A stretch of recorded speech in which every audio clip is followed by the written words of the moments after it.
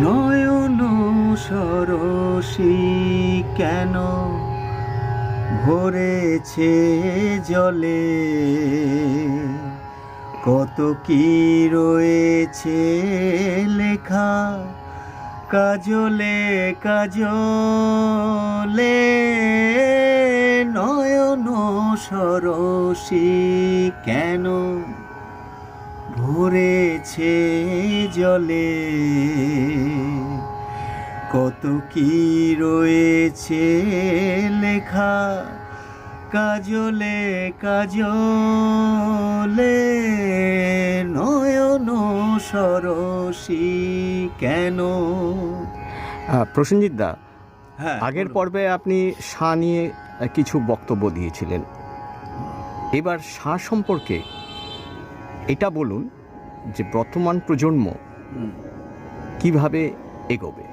তা আমি বলবো, শাহ আমার কাছে যেটা মনে হয়েছে, শাহকে নিয়ে আমি বেশ কিছু ছবির কাজ করেছি, বা শাহকে নিয়ে রেওয়াজ করি, ক্লাসিক্যাল করি, তা সমস্ত কিছু নিয়ে সুর নিয়ে নাড়াচাড়া করতে গিয়ে আমার মনে হয়েছে শাহ হচ্ছে সুরের ঈশ্বর।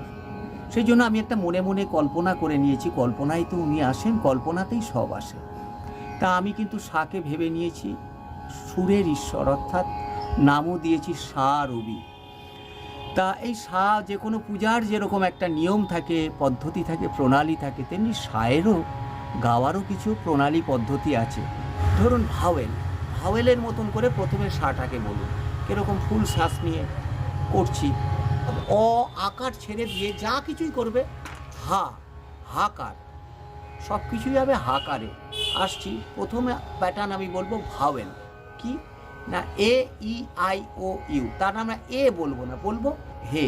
ফুল শ্বাস নিয়ে করুন সা।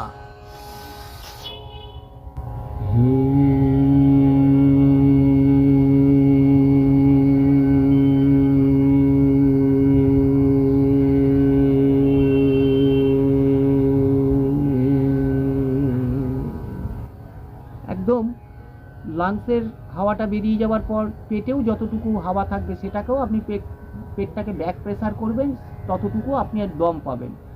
3-4 সেকেন্ড 6 সেকেন্ড, এটা কিন্তু আপনাদের এই পেট থেকে গাওয়ার যে অভ্যাস, অর্থাৎ স্বরের যে ডেন্সিটি, ঘনত্ব অনেক বাড়িয়ে দেবে। আবার একবার দেখুন,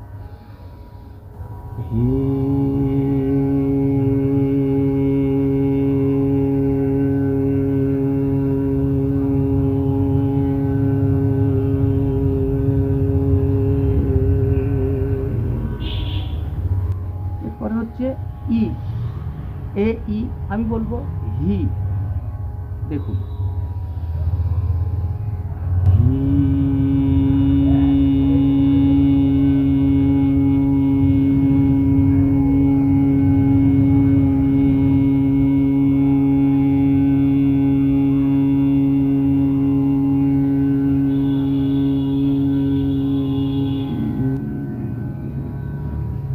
আরেকবার দেখুন,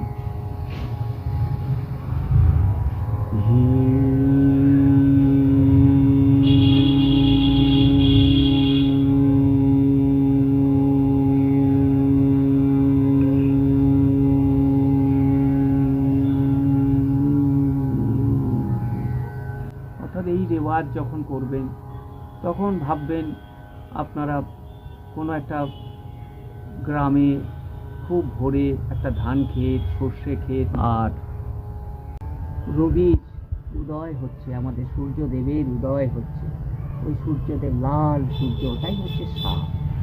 ওটাকে আপনারা কল্পনা করবেন, মনে মনে ভিজুয়ালাইজ করবেন, তারপরে প্র্যাকটিস করবেন। এর পরবর্তী অধ্যায়ে আমি শাহ রবি অর্থাৎ শাহ দেব আরও কিছু পূজা পদ্ধতি, রেওয়াজ প্রণালী নিয়ে আপনাদের কাছে আমি আসব। ধন্যবাদ।